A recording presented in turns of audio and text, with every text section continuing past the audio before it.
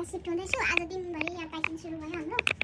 Packing भइसक्यो। अब भोलि हामी चाहिँ 9-10 बजी चाहिँ अर्को रुम शिफ्ट हुँदैछु। अनि सबै रेडी भइसक्यो हो। मेरो प्लान्ट पनि यहाँ झोलामा हालिसकेको छु। अनि सामानहरू हेर्नुहोस् कति जग्गा छ। मेरो छोरीको रुमबाट त्यति सामान निस्क्यो। ल प्याकिङ भयो कुकुरको सबै प्याकिङ सेकिङ भएर चाहिँ अब भोलि एक दिन चाहिँ वाइफाई पनि अलविदा भयो, सक्यो।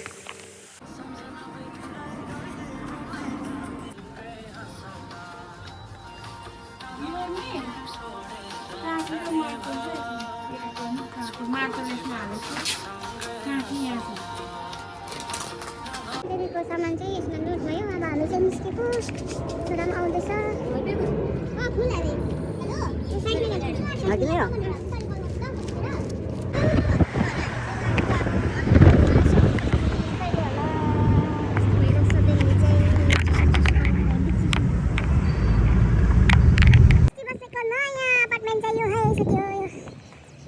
मेरो नानी चाहिँ हेर्न सक्नुहुन्छ।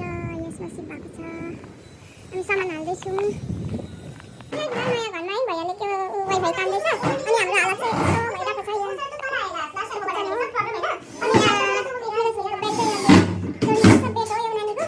अन्त चाहिँ यता चाहिँ आउनुपर्छ यस्तो छ।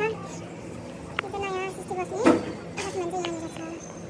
पुरा डेको छ। यता भाइले बाथरुम सफा गरेर हो यस्तो हालत छ। यहाँ दुईजनाले चाहिँ पुरा किचन सफा गर्दैछ। यो चाहिँ किचनको काम हुँदैछ। अनि सामानहरू सिट भइसक्यो आदि। म चाहिँ यहाँ पुग्नुको रुम सफा गर्दैछु।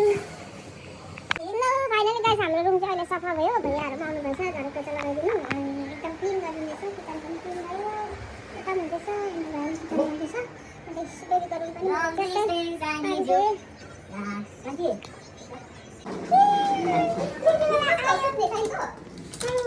न्यू होममा मेरो baby. Welcome to my baby. सफा घरमा वेलकम छ बुक्तिरीलाई। आइपुग्यो। कस्तो भएछ मैले पकाएको चिकन एकदम दिँदैछ। सुन्नु कस्तो भयो खाना है तर भन। म चाहिँ हिटर ताप्दैछु।